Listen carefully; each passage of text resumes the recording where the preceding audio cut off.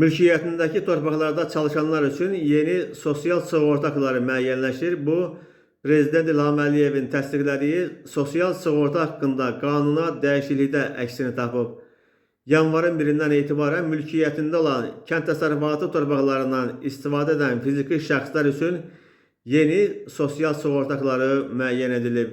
Qanuna əsasən, mülkiyyətində olan kənd təsərrüfatına yararlı torpaqları istifadə edən fiziki şəxslərin ailə kəndli təsərrüfatının əmək qabiliyyətli ailə üzvlərinin hər biri üçün məcburi dövlət sosial sığorta haqqı torpağın sahəsindən asılı olaraq minimum aylıq əmək haqqının aşağıda göstərilən dərəcələri üzrə hesablanacaq.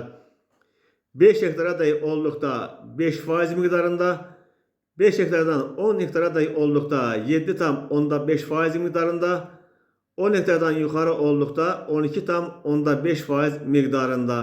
Qeyd edək ki, hazırda bu rəqəm 5 hektara dək olduqda 2% miqdarında, 5 hektardan 10 hektara dək olduqda 6% miqdarında, 10 hektardan yuxarı olduqda isə 10% miqdarında hesablanır. Bir məsələni də qeyd edim ki, deməli, burada digər sahələrdə işləyib, məcburi dövlət sosial sığorta haqqı ödəyənlər və orqanizmin funksiyalarının 61-100% pozulmasına görə əlilliyi müəyyən edilmiş şəxslər istisna təşkil edir. Yəni, onlar belə sığorta haqqı ödəməyəcəklər. Beləliklə, gələn yanvarın 1-dən etibarən həmin deməli sosial sığorta haqqı 5 hektara dək olduqda 2,5 dəfə demək olar ki, artıb. Çünki əvvəlki 2% idi, minimum əmək haqqının 2% miqdarında idi, amma gələn ildən etibarən 5% miqdarında olacaq. 5 hektardan 10 hektara dək olduqda əvvəllər 6% miqdarında idi, indi 7,5% miqdarında olacaq.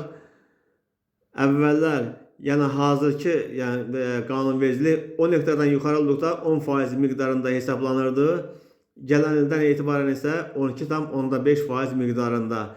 Yəni, belə deyək də, 5 hektara dək olduqda 5%, 20 manat, adam başına 20 manat sosial sığorta haqqı ödəyəcək. 5 hektara dək torpaq olanlar, 5 hektardan 10 hektara dək torpağı olanlar isə 7,5%, yəni 30 manat, adam başına 30 manat vəsait ödəyəcək sığorta haqqı.